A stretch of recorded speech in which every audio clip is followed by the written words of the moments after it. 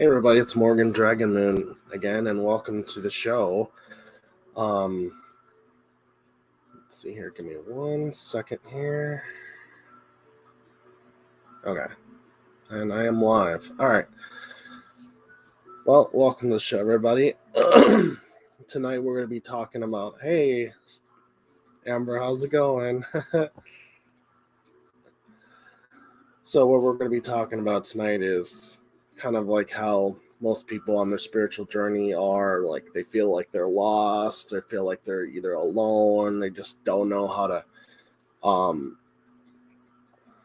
navigate this realm. Everything's all confusing and stuff like that.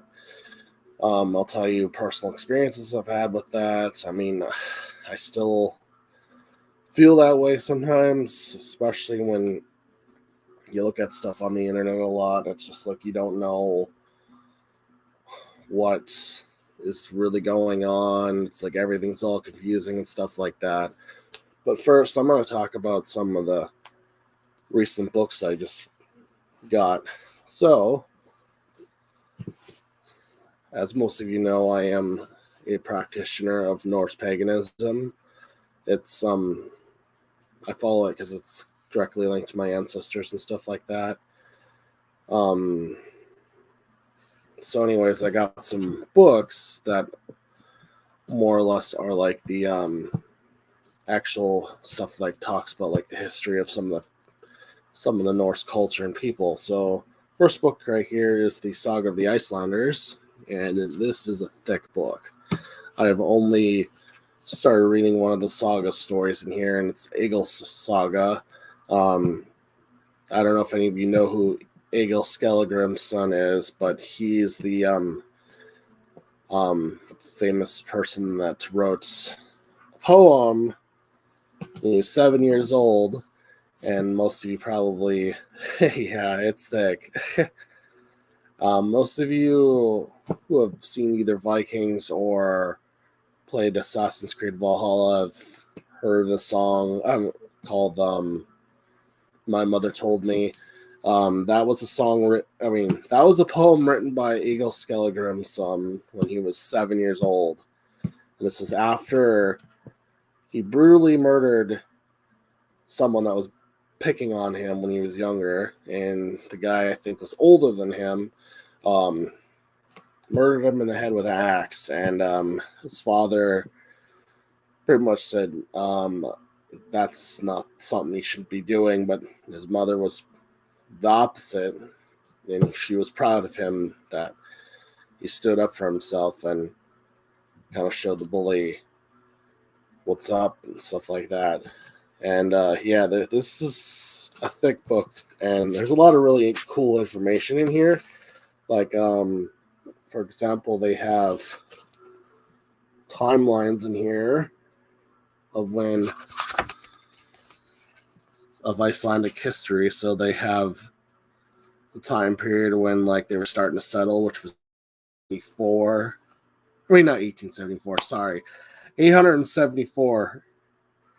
And they have timelines when heathen beliefs were still around, and then when Catholicism kind of started coming to that area.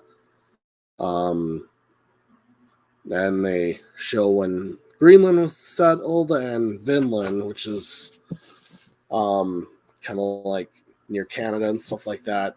That's when Leif Erikson came over to North America. And a lot of people think that Christopher Columbus was the person that discovered North America. Technically, it would be Leif Erikson, because he sailed over here and discovered Vinland, which is part of North America at the time. So that's one of the books. And then this other book I ordered is Heimskringla, and that's the Lives of the Norse Kings. And it's thick too. And it's written by Snorri Sturluson, or at least that's what they say. It describes a lot of the different kings in here, part of the Ynglinga saga. They talk about Harold Fine Hair or Fair Hair. They also talk about Olaf Tryggvason in here. So a lot of the stuff in here talks about like the kings and stuff like that, and some of the traditions and stuff, like about when was it Håkon the Good? I think it was Håkon the Good, when he decided to change the date when Yule is celebrated, because traditionally Yule was celebrated first full moon after the soul. So that would have been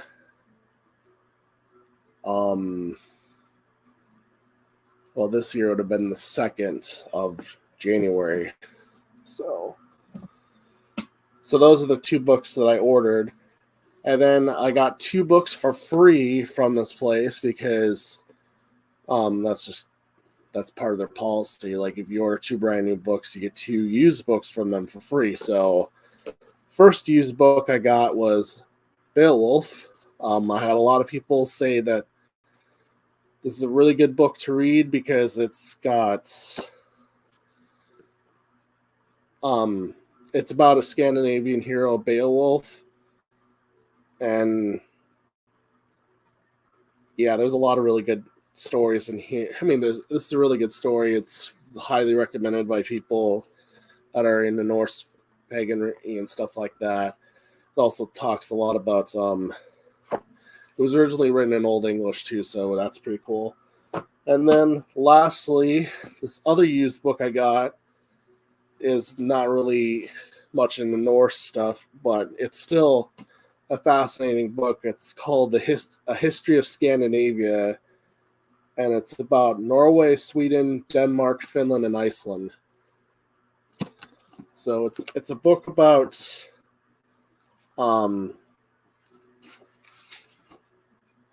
like the unknown period, like kind of like the Bronze Age and Stone Age, all the way up to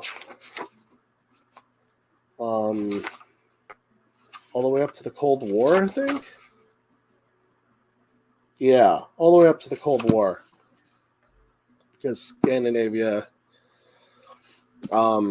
apparently played a big part in the Cold War, especially Norway, and I think it was maybe Norway and Iceland. They were, but 2 of the Scandinavian countries were part of NATO. Finland was not part of NATO. Finland was kind of like a neutral thing, because that little section right there, right by Finland, that's the Soviet Union. And if they were part of NATO, it would have caused a lot of really intense friction between the 2 countries, because there's people that thought that the Soviet Union would invade Finland again like it did in the Second World War. Actually invaded Finland twice during that war. But I'll talk more about that some other time. I got one more thing I got to show as well. This is a Perpetual Calendar I made. I also made another one recently too, and then there's one that's at my shop right now that's curing. But this is a Perpetual Calendar that also keeps track of the moon phases. So if you're into like tracking the moon phases, it shows all the moon phases here. And then this little second ring right here. Yeah, it is pretty cool, right? It's not my first one I made. First one I made is something else. Oh, hey, Michelle. Thanks. But it's marked with 31 days. And then the second ring here is the months. Then the third ring right here is the days, and then this is the moon phases. There's nothing on this part of here, but if you have like a sticker or something, you can put some kind of decal there. And then this is what the back looks like. I think it takes about 12 ounces of resin to make. I'm not 100% sure. I have to recalculate that again. But yeah, that's pretty much one of the things I wanted to show. I maybe make more of them and maybe sell them. Not sure how much I'd sell them for, but yeah, that's about it. So where was I now?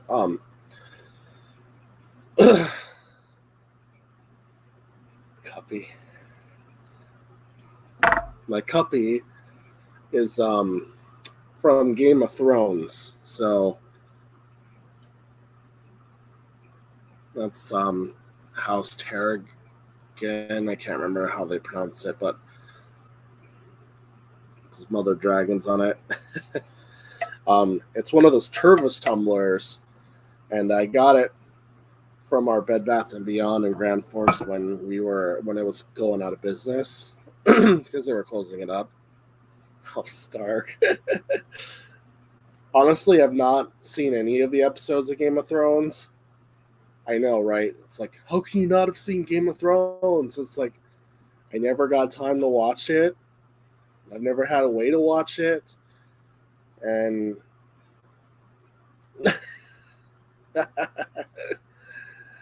I know. I've never watched it at all. Never seen any of the newer episodes when they were out, too. Excuse you. I got it because I like dragons.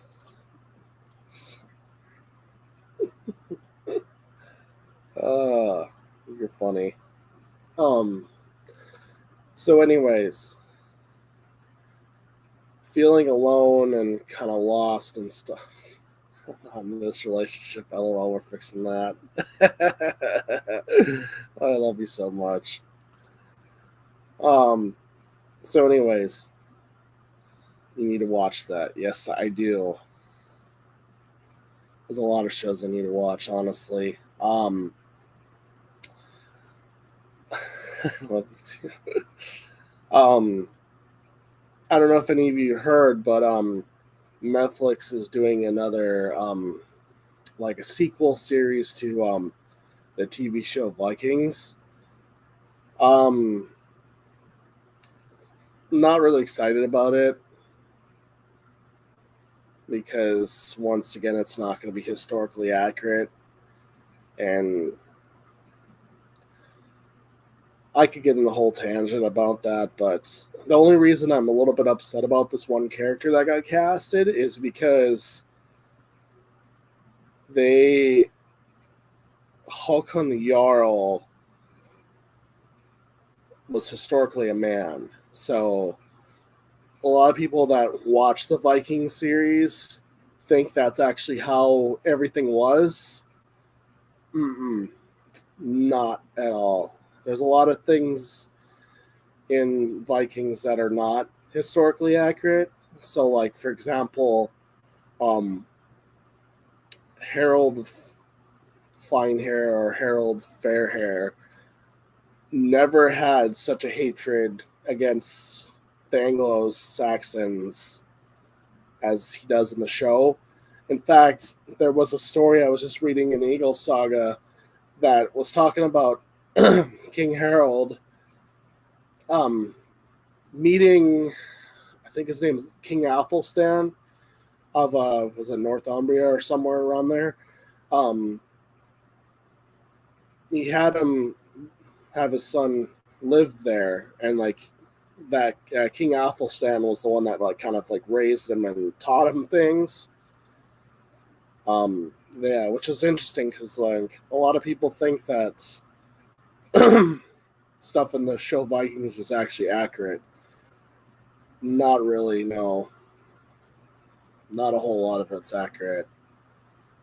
But that's just how TV shows are. They have to like if they did everything historically accurate, it would be boring to watch. Unless you're into watching like sword fights and stuff like that. Because that would be fun to watch, honestly. But I'm off topic here now, but I'll go back to what I was talking about earlier. So, like when you start on your spiritual journey, you're kind of like at that point where it's like, I don't have anybody else to talk to about. I like Felicia. But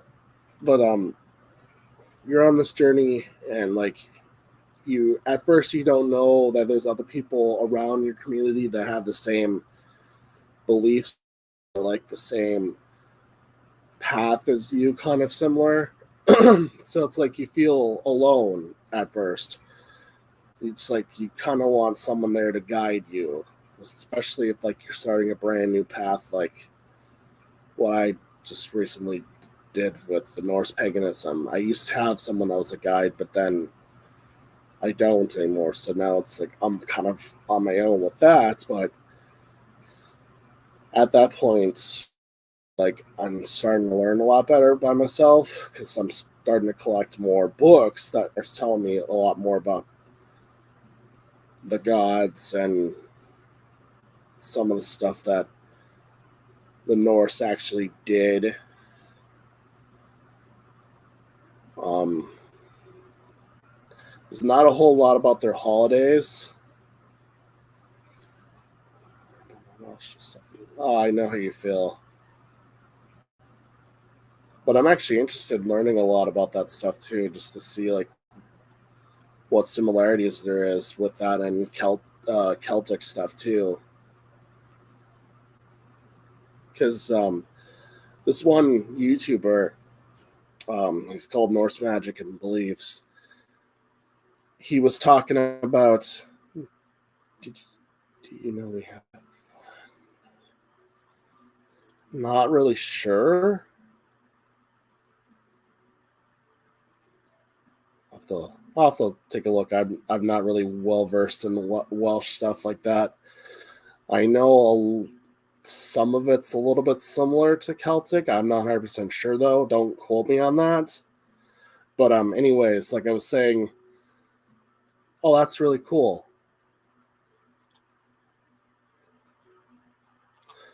So anyways, like this YouTuber was saying that um the Norse have it lucky with there's so much documented stuff about their mythology, whereas like the holidays and like what specifically they celebrated, there's not a whole lot of information about. Whereas the Celtic people, it's complete opposite.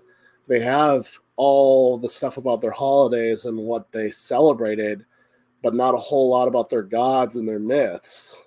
Honestly, like this guy was saying, the both are very similar. You could substitute some of the myths in the Norse with their gods' names. Like you could substitute Odin for Lug or whatever.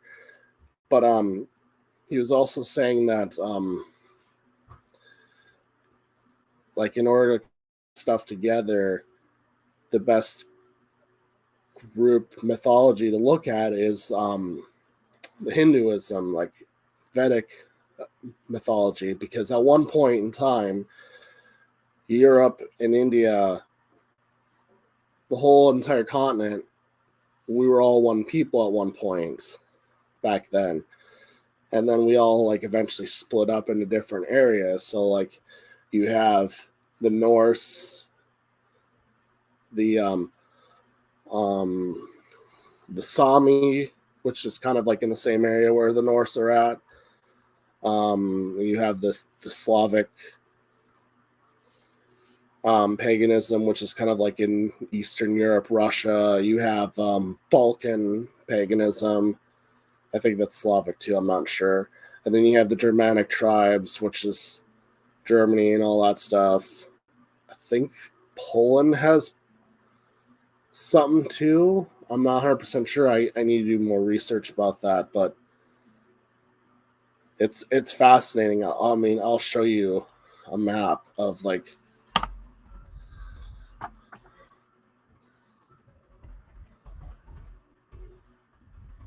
I can find it here.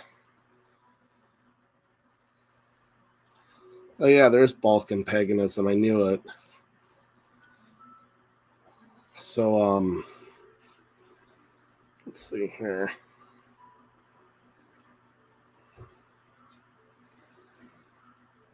It's got to be a good map around here somewhere.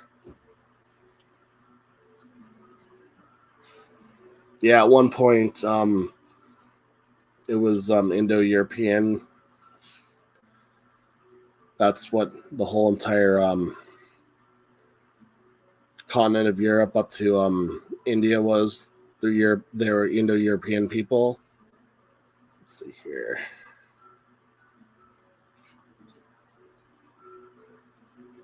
Well, here's a map about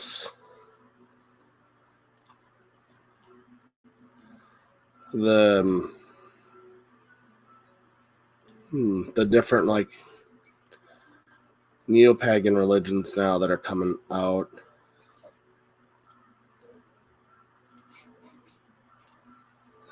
Yeah, so this is all like the neo-paganism of Europe and Russia. So you got Celtic, all the areas in green. I don't have Welsh on here, but I'm pretty sure there's more people that are starting to learn about that now. There's Armenian, Greek, Germanic. That's Suomi, Sami. Then you have Romanian, Slavic, Hungarian, Estonian. Yeah. That's all the stuff for like the newer neo-paganism stuff like that. So let's see if I can find a better image. There was like a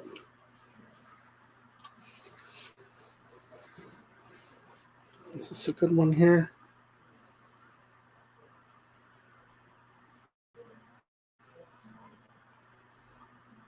Nope.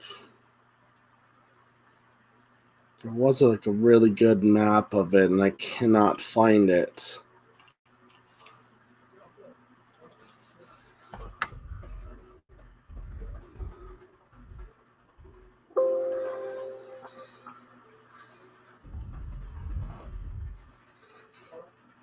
It's a good one around here somewhere.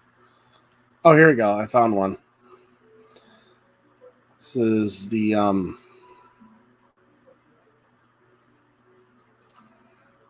evolutionary tree of different religions here. Well, let's see if I can. There we go. All right.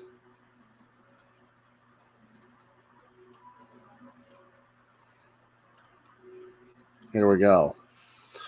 All right, so all the way back to 100,000 BC, animism. That was the main belief out of everybody. Everybody believed in animism. Animism, if anybody does not know, means everything in this realm has a spirit in it. So, like every object, inanimate object, plants, animals, all have spirits in them, all have consciousness in them. And then you have European animism. And then you have Aboriginal New Guinean animism. Then you have Proto-Gnostic, Middle East shamanism, Central Asian shamanism, Southeast Asian shamanism, Fosnan shamanism, Paleo-Indic shamanism, Micronesian animism, Polynesian animism, Melanesian animism, Proto-Indo-European polytheism, Berber animism, Yoruba animism. Yeah, see, look at all that. So, like, see, Judaism came around in 950 BCE. So that was originally descended from Middle Eastern shamanism. Then you have Mesopotamian polytheism, Egyptian polytheism, Indus Valley. Yeah, look at all that. It's fascinating. Like where all these different religions all came from, and then you get all the way up to the top, to like 2000s, also true. That's a newer one, and then Rod Novari, Neo Druidism, Wicca, Thelema. Yeah, it's fascinating. It's just fascinating seeing where all these different religions like split and morphed into different things. Mississippian shamanism, Plains Indian shamanism, hoodoo, voodoo, Scientology. It's just really fascinating, all these different things. Like Bulba, yeah. It's just fascinating, like all these different things, and they all descended from animism. So like animism is like the ancient ancestor religion. Hellenistic Judaism, I did not know that was actually a thing. That's pretty cool.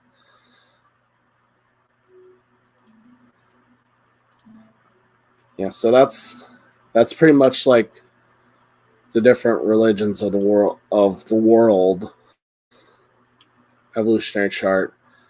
There was there used to be like a tree that showed where all the stuff went. Slavic paganism was interesting. Yeah, so that's pretty much it for all that. But as you can see, there's a lot of different paths you can take.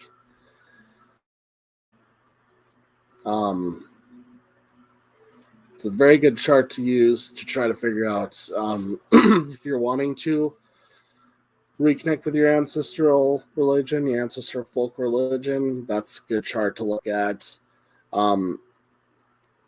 There's some people that choose not to follow their ancestral folk religion. I understand that. Follow whatever you feel drawn to. I have no problem with other people that are not descendants of Norse to follow the Norse paganism. I have no problem with that. The only thing I have problems with is when people do the whole like superiority thing where like they think they're better than other people and think that only certain people are allowed to do it. There's like the I'm just a toaster. But like you have some people that think that only certain people should be allowed to practice this, specifically based on what they look like. That I'm not okay with that. I'm more of the hey, if it's part of your if you're a descendant of it, go on ahead and do it. But if you're not, that's fine. I'll let you still. I have no problem sharing a ritual with you, as long as you're nice. Now I'll be nice to you too. It's more of a you're nice. I'm nice. You're nice. Let's be nice. Let's have no hostility. I got you. You got me. Kind of thing. That's usually how some people are. They just should be like, hey, as long as you're not hostile to me, I'm not hostile to you, kind of thing. Just let live and let live kind of thing. Where some people, Norse are accepting of everybody. Yes, they are. Unless you're trying to shove your beliefs down their throat. Or you destroy their sacred sites. Like, did I tell you the story about the sacred tree that was cut down in was it France? Yeah, it was France. It was a sacred oak tree, sacred to Thor, and it was a bishop or something. It was a bishop that cut it down because he was trying to force people religion and all these. This is when Charlemagne was around and the Holy Roman Empire too. So all these different tribes and chieftains were like, "Hey, this is not okay. We don't desecrate your holy sites. Don't desecrate ours." And Charlemagne's like, "You know what? Screw you. I'm going to kill all of you." And he did.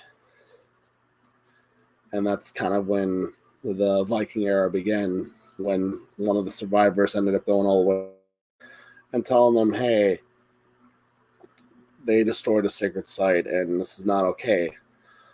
But also the Viking era began because, what was it? It was also about resources. There's people that were needing resources in those areas, and at first they were raiding monastery targets because monasteries had a lot of money because they had a lot of metal. Yeah, I know, it's bad. And the worst part is what they did over there 1,000 years ago is still happening today in North America and every other country too. It's like everybody's connection to their ancestral religions are starting to get wiped out.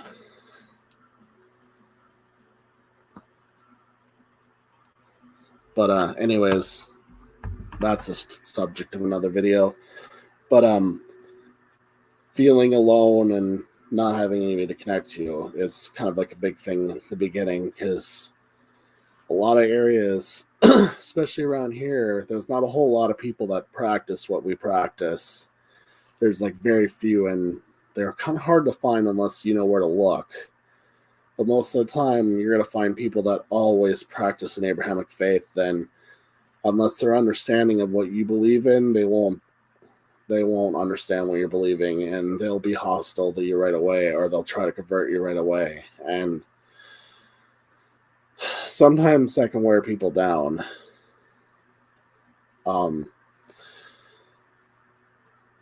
And sometimes if you're brand new to it, you kind of question whether or not should I be going down this path or not.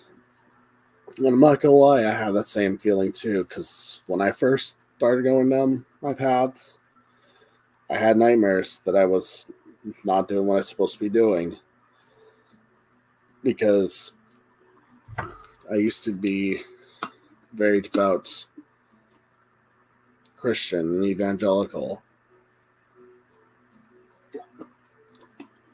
No, when I started going down this path, I started having a little bit of nightmares about that, and nightmares about literally when I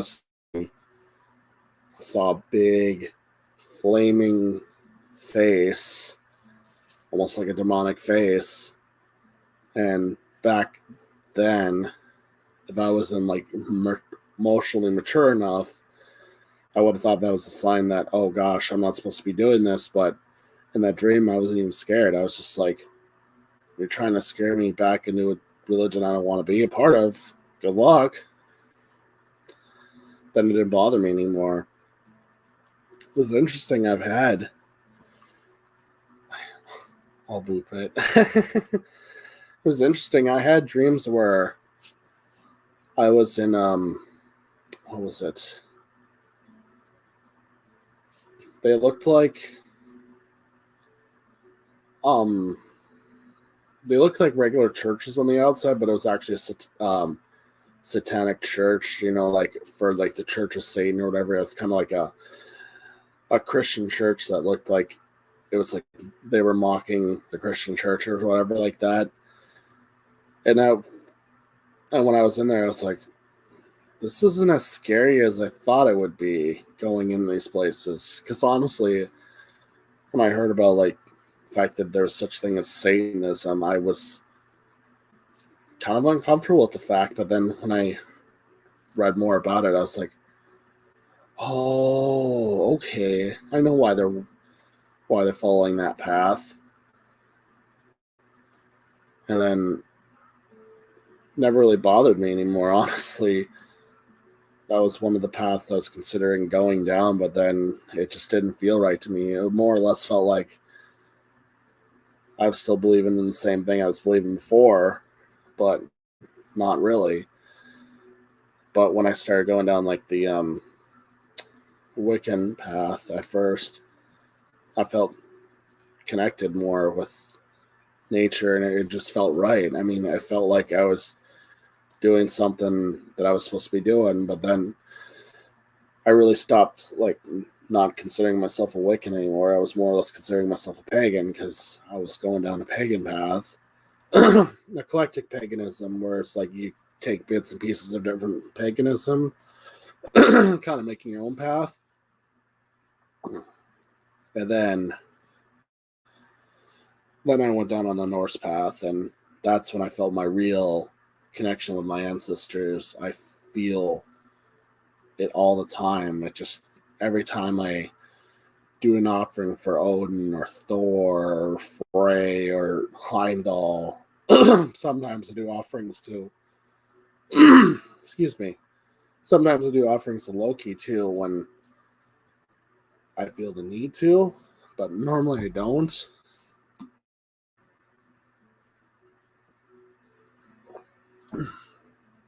Excuse me. My voice is kind of bothering me a little bit, but I'm not sick anymore. It's just gets a little dry when I talk too much. But I felt more connected with it now, and it just feels right. Doesn't feel like it's forbidden for me, because like at first I really didn't have any plans on going down that path, but now I am. It just feels right. Yeah, I have other ancestry for other different pagan paths, but the Norse one feels a lot more stronger than any other ones, which to me is fine. I have no problem with that. But I am going to do some research about the other ancestral religions I have. Um, be interested to learn more about the Aztec and Mayan stuff, but I'm not really comfortable with blood magic, so bad enough that I can barely blood in my own runes. But anyways, so like when you're starting to go down your awakening, you just feel so isolated and alone because there's just a lot of things you learn that you don't know why humanity's starting to contradict itself with things. And then there's just a lot more things that you don't understand. Like, what's the spiritual significance of people acting the way they do or doing stuff that they're doing? Is it because of the soul contract that they're acting that way? Is it because there's something spiritually unbalanced out of them? Because that happens. There is spiritual unbalance. If you don't have your yin and yang energy perfectly balanced, sometimes you can have just pains and stuff all over the place, depending on what side of the body it is. The masculine and feminine energy, or your god and goddess energy, because everybody has that inside of them. Um, what else? There's just a lot of things that you question. It's like, is everything that we've been taught since we were growing up a lie?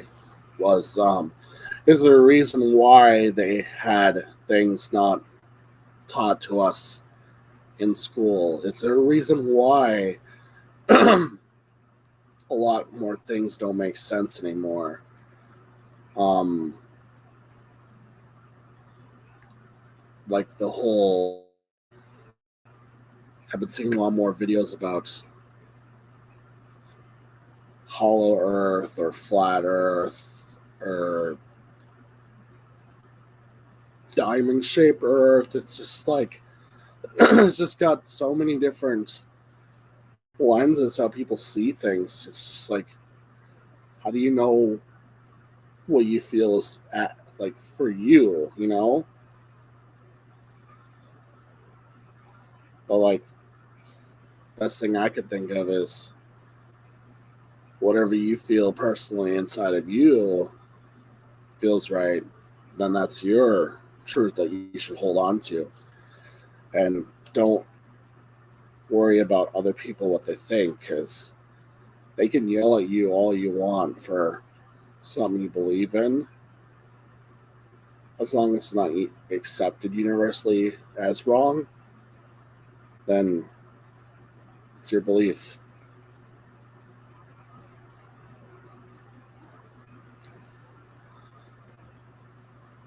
But anyways, the reason why I kind of made this video was because there's just a lot more people now that are starting to wake up. They're starting to ask questions. They're getting confused because of everything they're hearing off of the news, social media. Social media is the worst, by the way.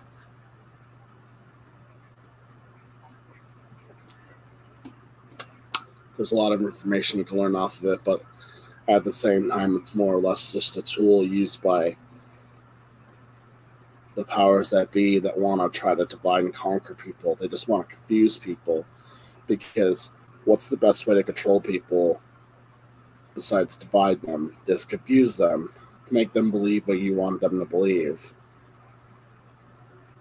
If you tell something, if you say something so many times to people, whether it's a lie or the truth, they'll believe it.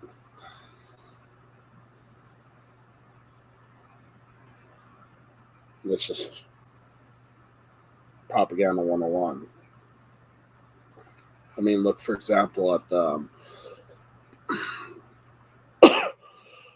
excuse me, just like dripping my throat.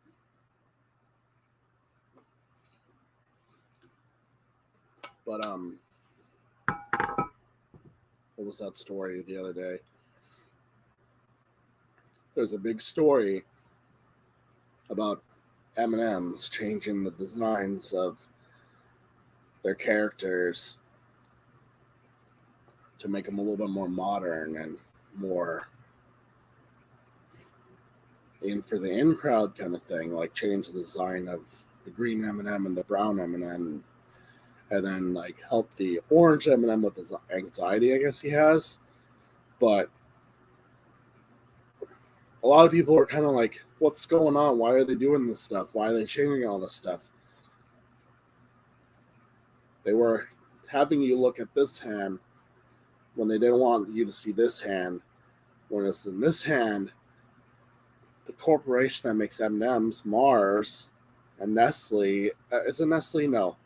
Hershey's, and this other company are now in a lawsuit regarding child slave labor for doing stuff with the cocoa bean. I think it's in Ivory Coast or something like that.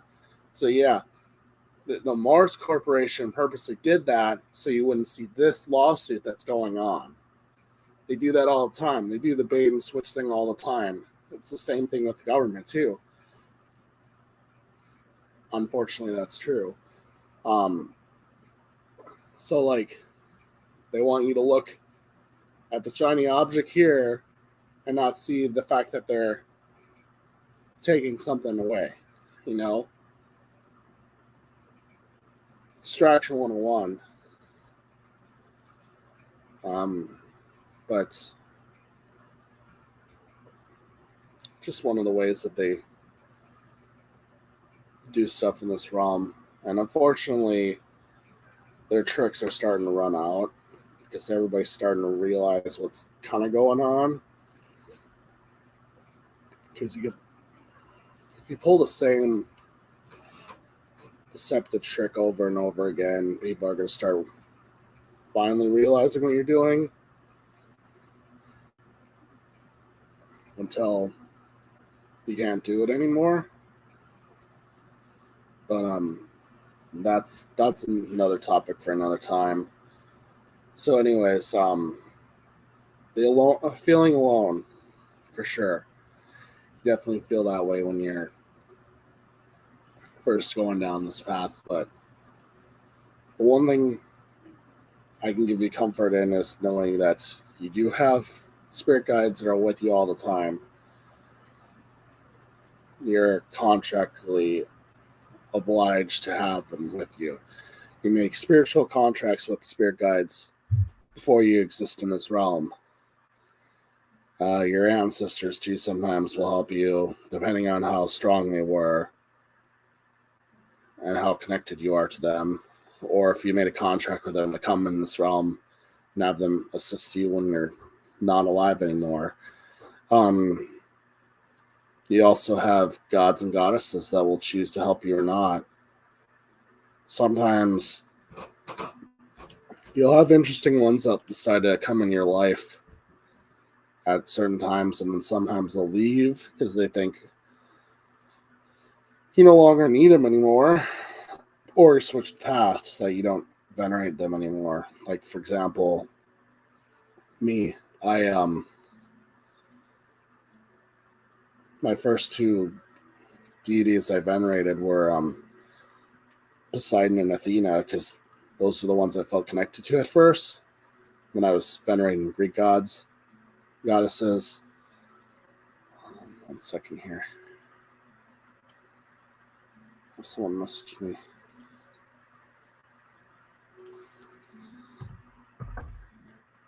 Sorry, 1 second here. Yeah, so it was Greek gods at first, and then all of a sudden, like, Kuan Yin came into my life. She wanted to help me with learning how to heal and stuff like that. Kuan Yin's, I think she's a Chinese goddess related to like Buddha and stuff like that. Then one time, Bast came in my life. That's because I was learning about her at one point, and I channeled her. Whereas, like, you let her come in your body and have her speak using your mouth. I did that once. It was really interesting. If Michelle was still here, she would talk about that. That was kind of a crazy time. And then I've channeled your deity that you work with, Star. That was interesting. Her energy felt kind of heavy when I did it. And I had her in my life for a little bit. And then she just kind of left. It was more or less like, really don't need me anymore. I gotta go now kind of thing. It wasn't really like I was venerating her. It was just more or less honoring her. But then when I started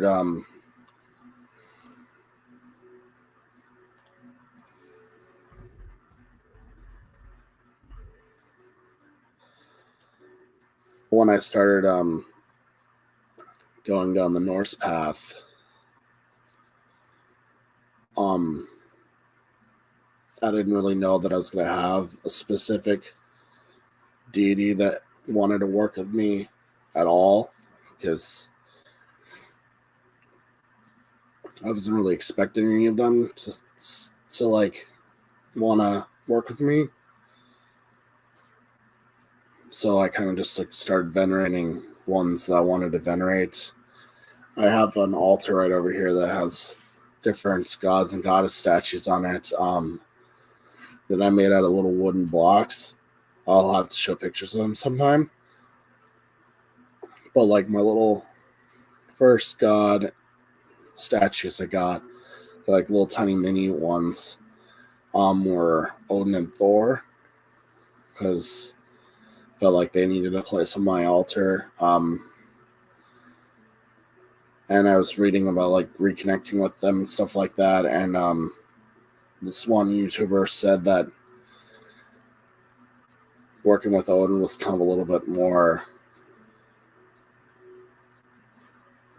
harder to do because there'd be times where he's there and there's times where he's not there.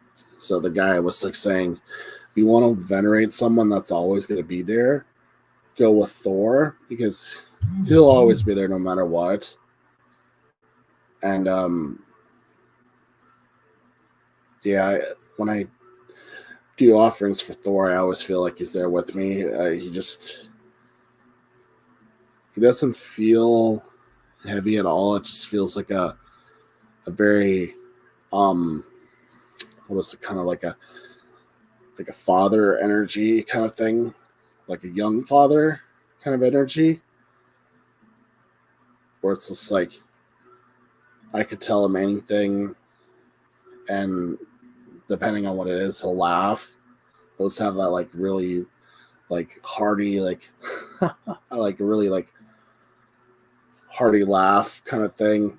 You know, I don't know really how to describe it, but like he's very friendly, very protective. If he likes you, he's very protective of you.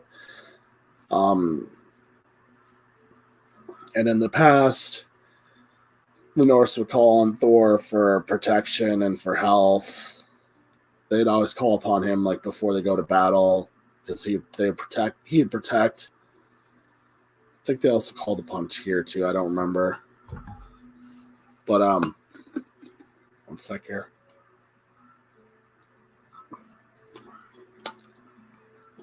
But anyways, I did the reading on Etsy. I did 2 of them to see like which Norse gods or goddesses wish to connect with me. And honestly, for the gods one, I was honestly thinking Thor was going to be the one that I was going to be working with. It was not Thor. It was one I was not expecting to be wanting to work with me. It was Odin. I was really shocked because it's like, wait, Odin wants to work with me? And then I read more of what she wrote, and it makes a lot of sense now. Because like I'm doing a lot of research, I'm doing a lot of learning, I'm on like this new journey now. It almost feels like I'm kind of doing like what Odin's doing, learning stuff, going on this spiritual journey, kind of becoming a leader thing. And it made a lot of sense then after I read more about it. And then when I did the goddess one, it was one of Frigga's handmaidens. I think her name's Vor. Let me look again. I have the reading in my email here. Let me pull it up really quick, see if I can find it. But it was one of Frigga's handmaidens. And for those who don't know, Frigga, or Frigg, is Odin's wife. Let's see here.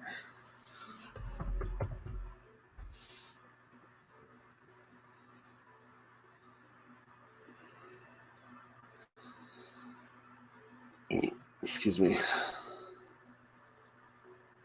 Where is it? It's an Etsy thing. Oh.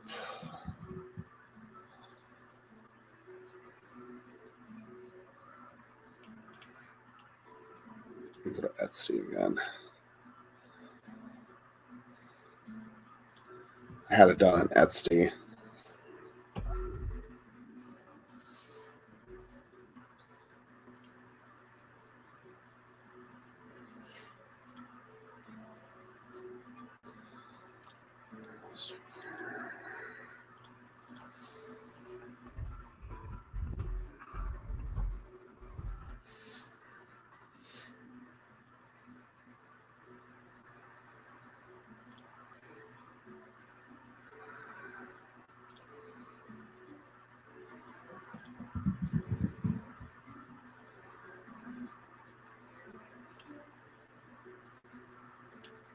All right, where are we at? Here we go.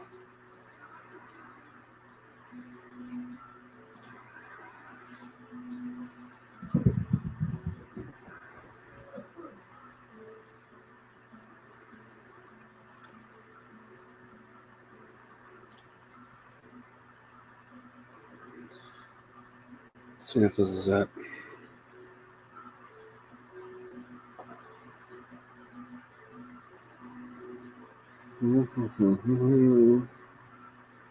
Oh, it's not it.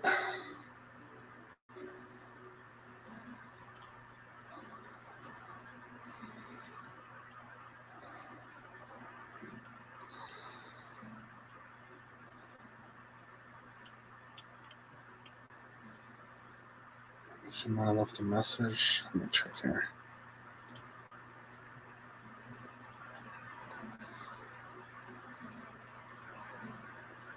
This might be it here.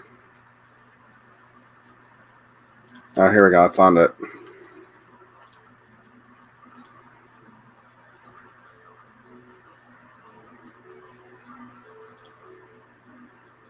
Don't know who you are.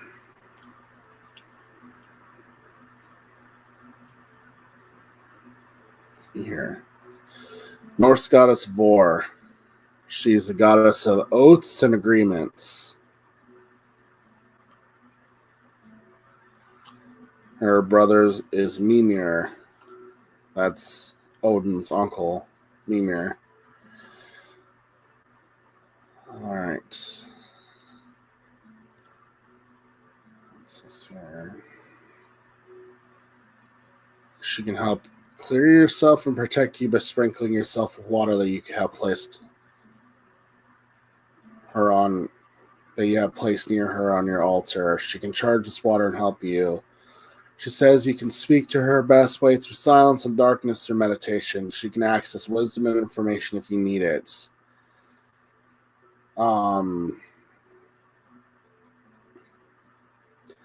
She likes the usual Norse offerings of honey, bread, meat, and milk.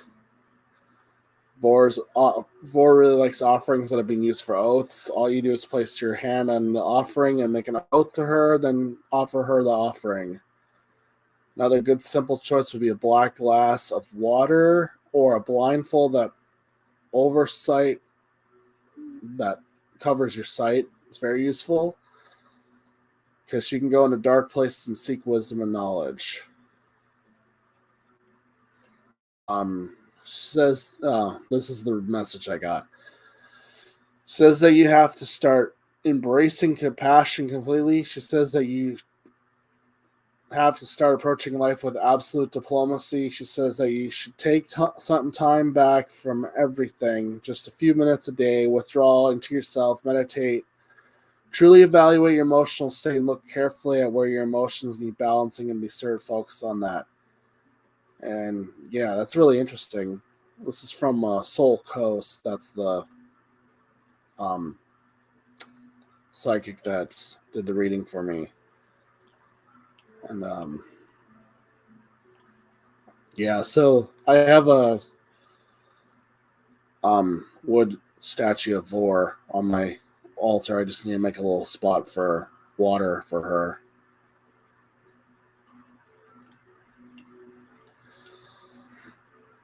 All right. And I'll read you about Odin too. The reading I got about Odin. The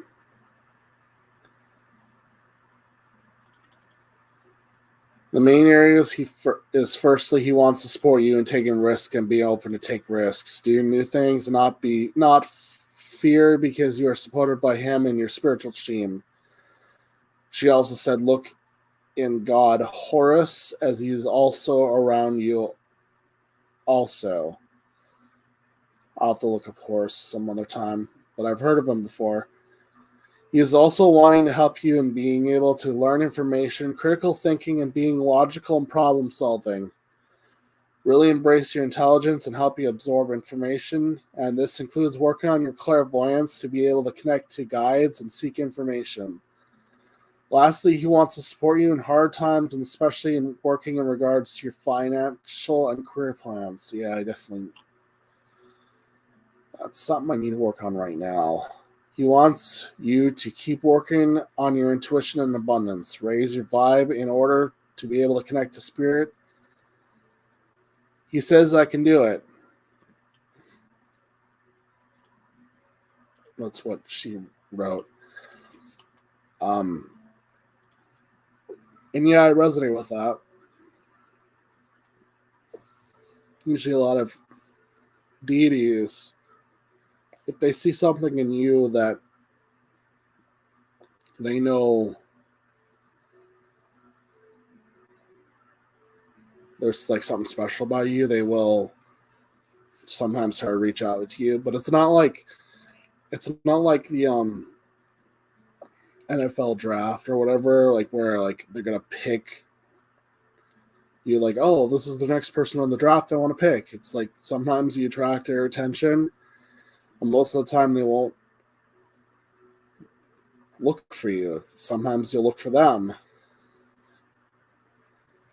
I honestly knew I was going to venerate Odin because he's part of my pantheon and he's one of my ancestral gods. I didn't expect him to actually like want to actually work with me, which is pretty cool. And I got a spot right over there.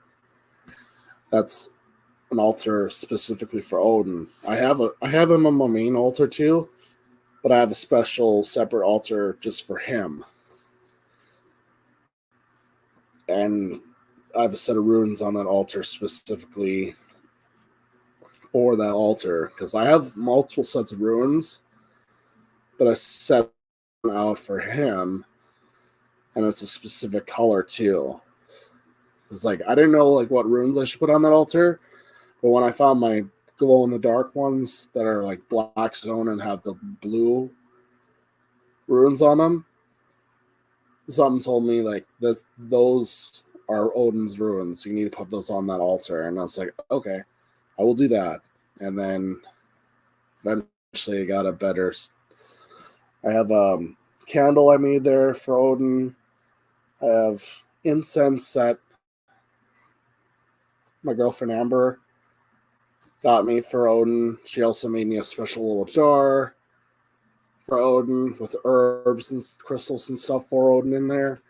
I have the little Vegvasir resin coaster there that I drilled a hole in, and I have that as an incense burner. I got 2 knives over there that I got as a gift for Katniss, as well as a chalice. I got my 2 crystals and stuff for my shamanism class underneath that altar as well. And then I have a wood-burned round plaque that I would burn of Odin on there. And I also have a statue of Odin there as well. So yeah, it's been an interesting path, but my closing remarks for anybody that is like trying to figure out how to manage the confusion and feeling alone. Just take time to yourself and just unplug, just relax, meditate, just take a nap or do something quiet. It's like just disconnect from electronics once in a while, unplug from the matrix. Don't take life too seriously, because that's the problem with a lot of people these days, is they take things too seriously. And that's not what our ancestors want you to do. They just want you to live. They want you to just enjoy life. Have fun. Be happy. It's hard nowadays because there's a lot of fear in this world, but there's also a lot of love in this world too. And it's everywhere. It's just you gotta find it. Find people in your community that are willing to connect with you. join groups online or form your own group even.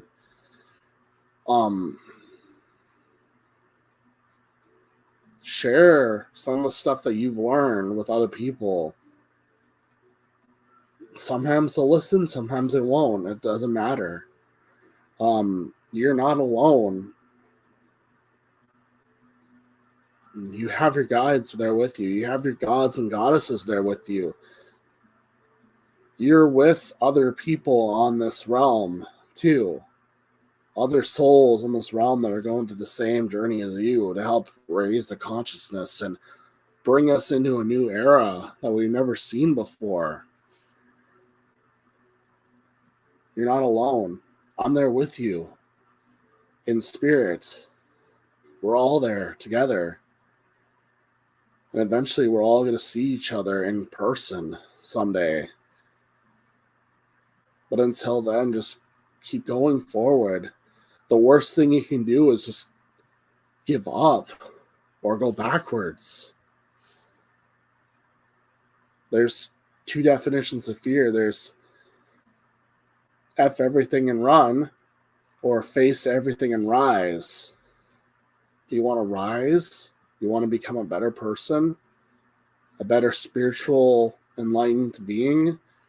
Or would you rather live in fear and have people use that fear and manipulate you to live how they want you to live? For you not to be free anymore, for you not to be able to do anything you want to do, for you not to be able to pick the job you want to have, or even have your own business.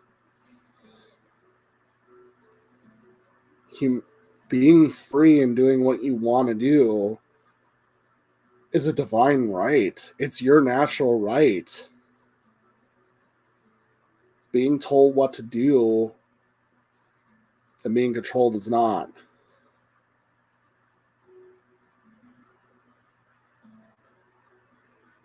Something to think about, I guess. But that's about it.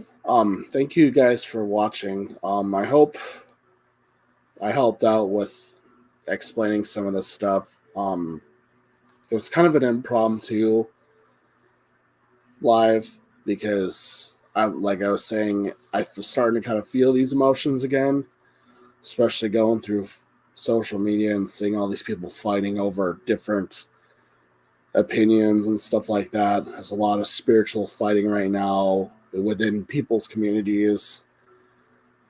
There's people that are tearing each other apart instead of uniting together. And that's just why sometimes I like to be not a part of some of these communities, because I rather have my own, you know? But anyways, thank you guys for watching. I hope you have a really good night, and I might do another video this Sunday and maybe do some readings this time. So blessed be everybody, and you have a good night.